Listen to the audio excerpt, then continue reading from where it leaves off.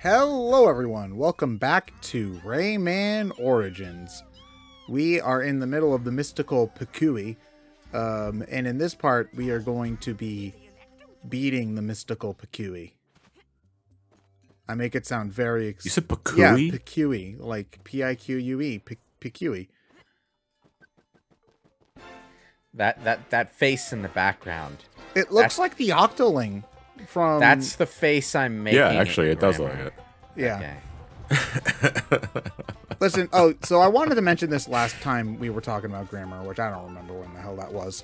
Yeah, but whenever I told people, hey, I'm an English major, a lot of people would be like, oh, are you going to make fun of my grammar? And I'm like, no, English majors don't care crap about your grammar.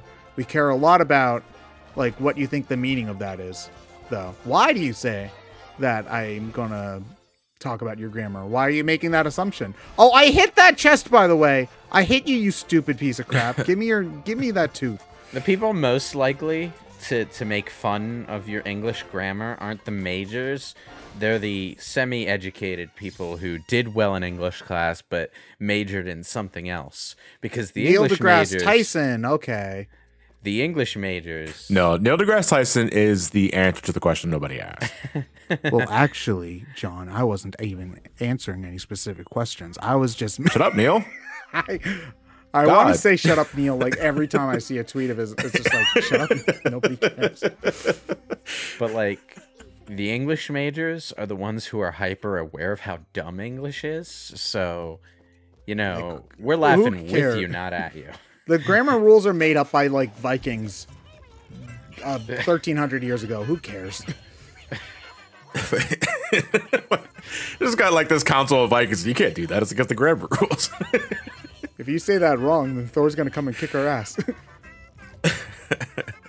You know what? I would speak in perfect grammar for the rest of my life if I could guarantee that Thor won't come down and knock on my door and kick me in the balls. You know, for like a 1,000% guarantee that that would never happen to me, I would be the biggest grammar stickler in the world. I mean, are you assuming he's going to at some point? Listen, if they made a council of Vikings to make sure it didn't happen, I should be at least a little worried, right?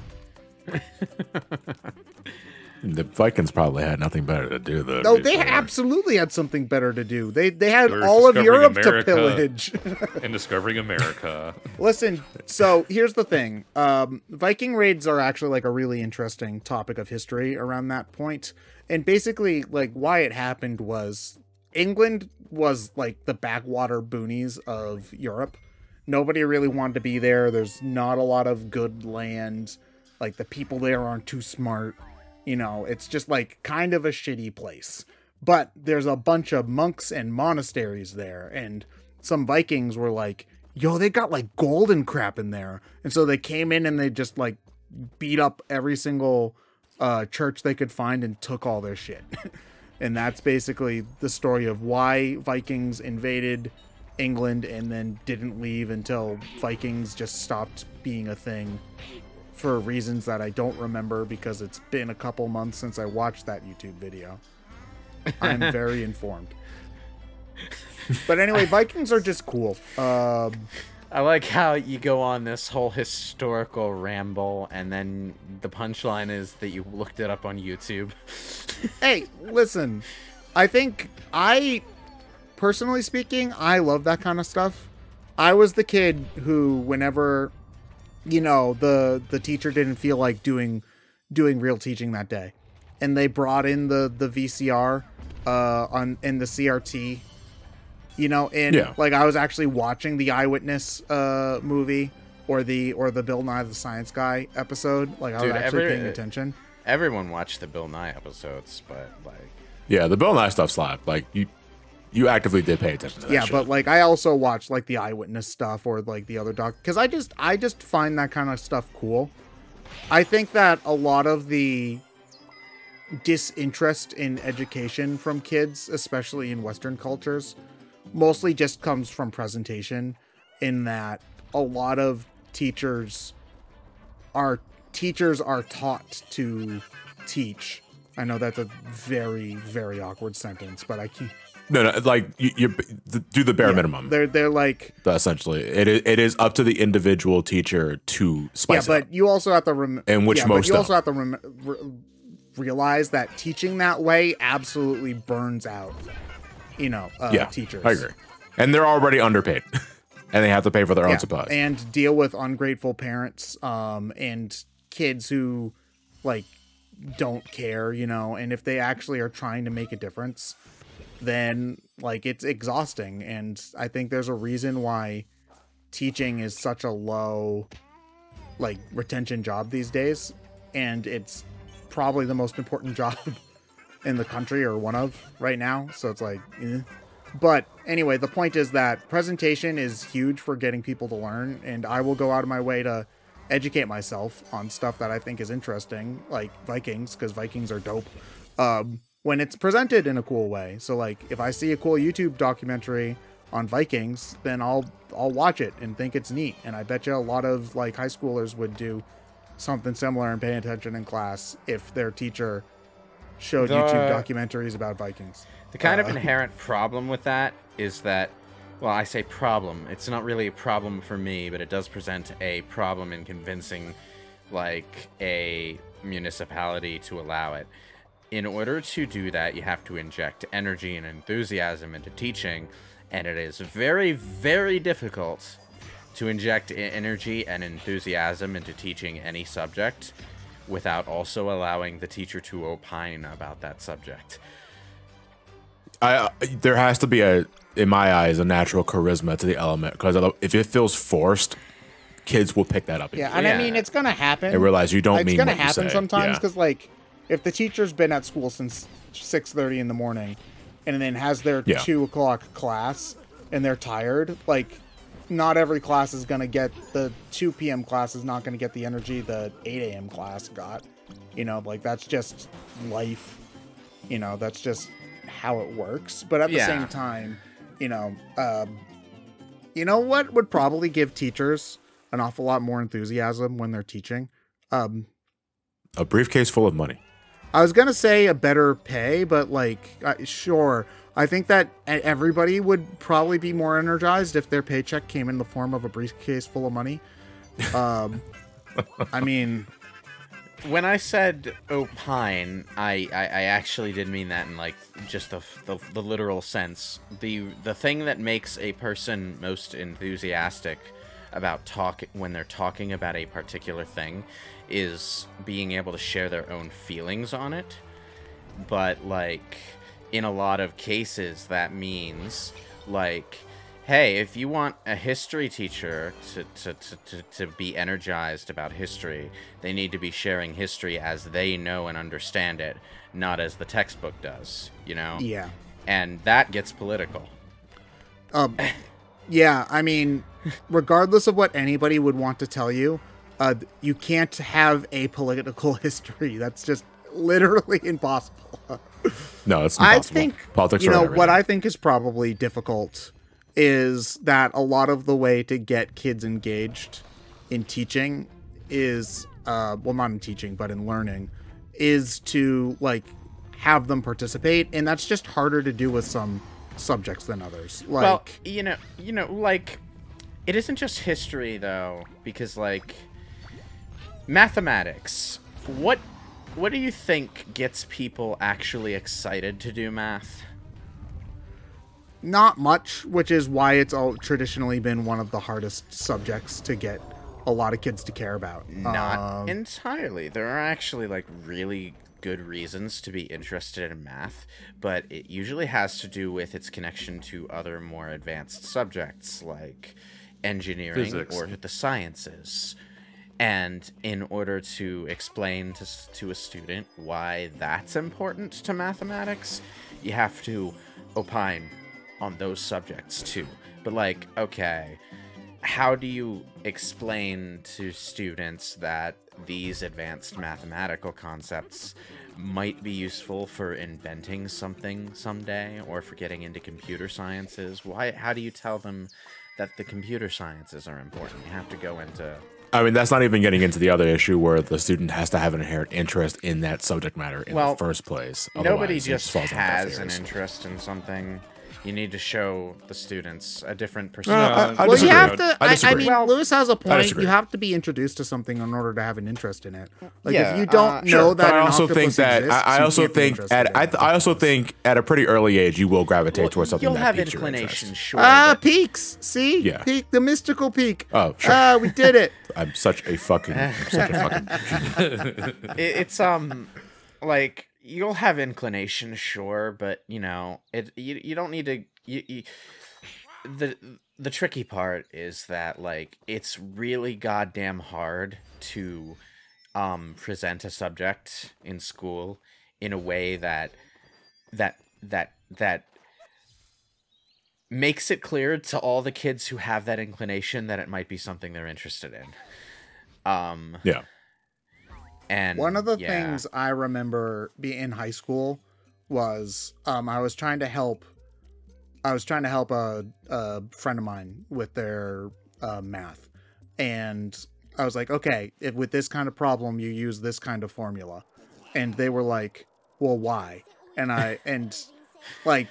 my answer was, it doesn't matter why. You just do it. And they couldn't get over that. And honestly, it's just like, I mean, why doesn't matter. That's kind of the root issue with education is that education is always geared toward just existing because it should, I guess, and that's the only thing that we're really allowed to bring up in the classroom is that this is what the class is about, and you need to understand the class material because the test says you do, and it's like. No, why should I care about math? Like, I don't care about math. Do you care about math?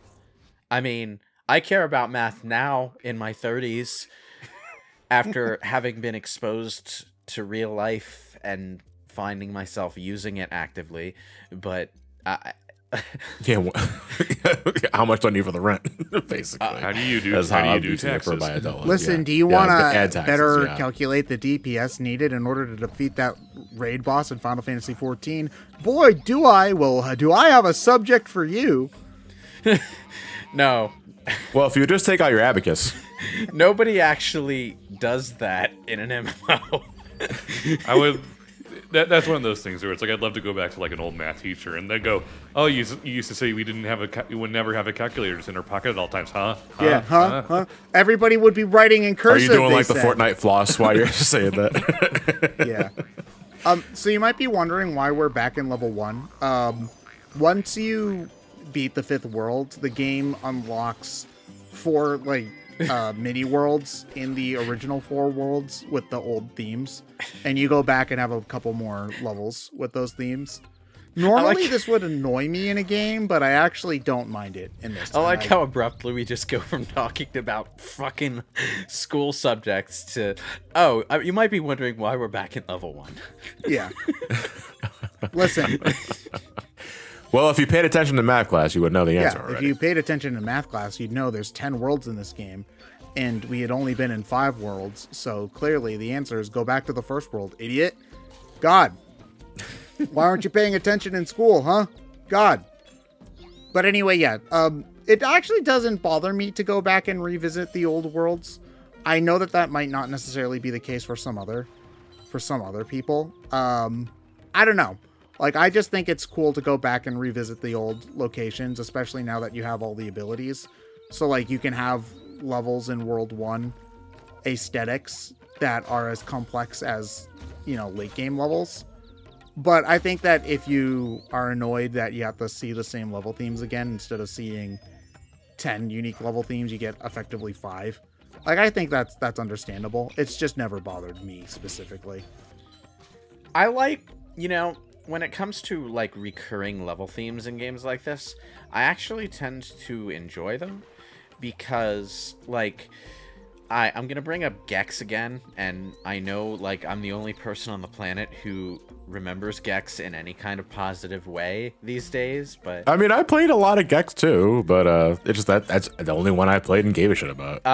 Yeah, well, that's kind of what I was gonna bring up. In Gex 2, there's more than just the cartoon level, the haunted level, the computer level. There's the first cartoon level, which is really easygoing. There's the second cartoon level, where you play as Daffy Duck and climb up real high and all of that stuff. It feels like an escalation every time you revisit a level theme when a game is arranged that way. Whereas... It's the Crash Bandicoot thing. It's like Crash Bandicoot. The Crash Bandicoot has you revisiting certain aesthetics. Crash does its difficulty. Does the same kind of thing quite often, yeah. Yeah. I think it's just a little bit different, though, when it's the kind of game where, like in Crash, for example, you'll have, I don't remember the name for them, but you'll have, like, the room with the 5 different portals in them, and, like, there will be an ice world, a vehicle level, a desert world. You know, there'll be, like, 5 different themes in that one zone, and then when you go to the next world, you know, there might be, like, 1 or 2 that come back, but they're spread out a little bit versus... This is like as if like you were playing Mario, and instead of having 8 worlds with 8 themes, you had 8 worlds, and then they repeated the first 4 themes for the second 4 themes.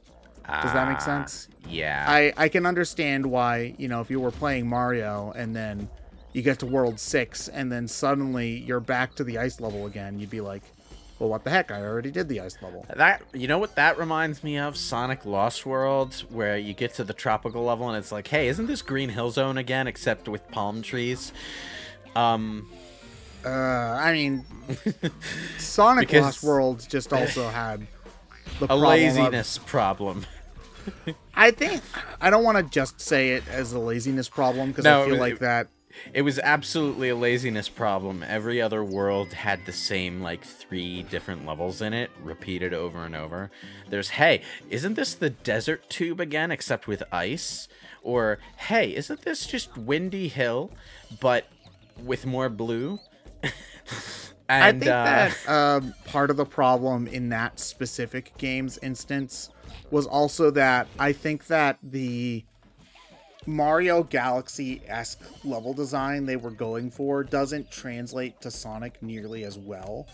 And so the level designs and the level structure tends to become stale a lot more quickly. Because they're just tubes, you know. When you're moving a little bit more slowly, you can be a little bit more creative and do some more interesting things with the spherical thing that Mario Galaxy was doing. But in Sonic, or at least the way Sonic Lost World did it, it kind of just felt like, oh, you know, here's another tube, and they ran out of interesting ideas. In this level, we're running on the inside of a tube. In this level, we're running on the outside of a tube. On this level, we're running on the outside of a bigger tube. Ooh. Yeah, and so it to me, the thing that separated levels felt more like, oh, this is the one with the icy background, this is the one with the deserty background, which led to that kind of homogeny. This is the one level that uses the candy theme, and then we'll never see that again.